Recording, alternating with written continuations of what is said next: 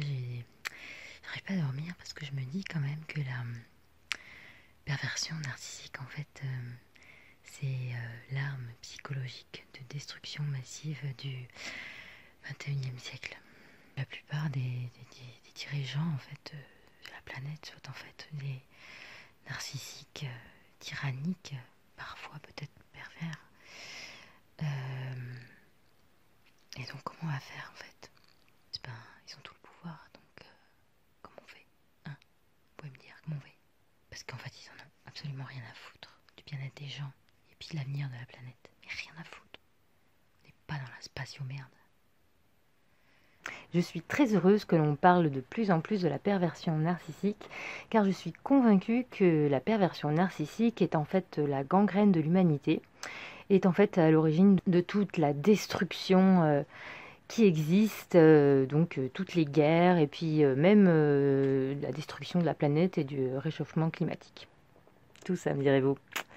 Ouais, je sais, peut-être que j'exagère et que je suis comme ces nanas qui disent apparemment quand elles se font larguer que leur mec est un PN. Bon, moi, comme je ne vois pas beaucoup de jeunes femmes, en fait, je vois principalement des gens qui ne savent absolument pas ce qu'est la perversion narcissique, qui ne savent absolument pas ce qu'est d'ailleurs la manipulation mentale, ce qu'est le phénomène d'emprise et pour qui c'est bien utile en fait de donner des informations puisque pour la plupart ils sont en dépression à cause d'un pervers narcissique. En fait, si on y réfléchit bien, les guerres elles sont déclenchées par quoi? Par des pervers narcissiques au pouvoir. Le réchauffement climatique il est dû à quoi? À des pervers narcissiques au pouvoir. Les injustices sociales elles sont rendues possibles à cause de qui? Des pervers narcissiques au pouvoir. Non, parce que c'est quoi qui a mené au réchauffement climatique? C'est le capitalisme.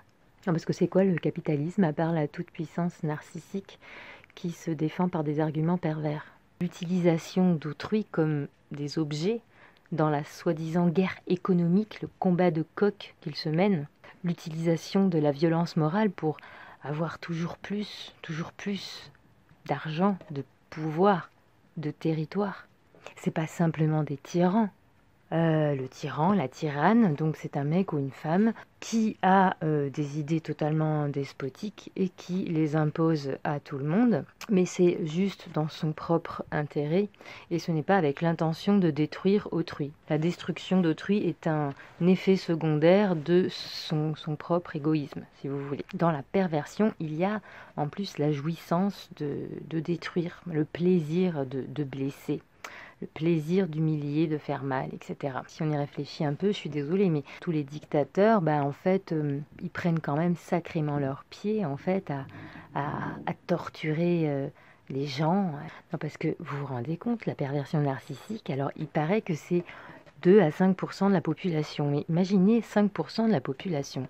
C'est une personne sur 20. Mais c'est énorme. Quand on pense au potentiel de destructivité d'un seul pervers narcissique, mais 1 sur 20, mais c'est affreux quoi. Ce serait important que tout le monde, et dès l'enfance, soit bien informé sur qu'est-ce que la manipulation dans les relations, comment la détecter, comment s'en préserver, et quand on la détecte, fuir à tout prix la personne et l'isoler, et surtout ne pas la laisser faire de mal, donc ne pas la porter au pouvoir. Voilà. Ne pas aller voter pour un tyran ou un pervers narcissique ou un manipulateur. Ce serait pas mal. Alors il y a des gens qui pensent que la psychologie et puis la politique, ça n'a rien à voir. Excusez-moi, mais la politique, c'est comment s'organisent les hommes entre eux, quoi, dans la société. Donc je vois pas comment on peut penser la politique sans mettre à contribution la psychologie humaine. D'ailleurs, il y a un mec génial qui s'appelle Richard Brunet et qui a créé le parti psychologique. Oui. Et en fait, un de ces trucs principaux, qui est une très bonne idée, c'est de faire de l'éducation psychologique et émotionnelle aux enfants, à l'école, d'en faire une priorité.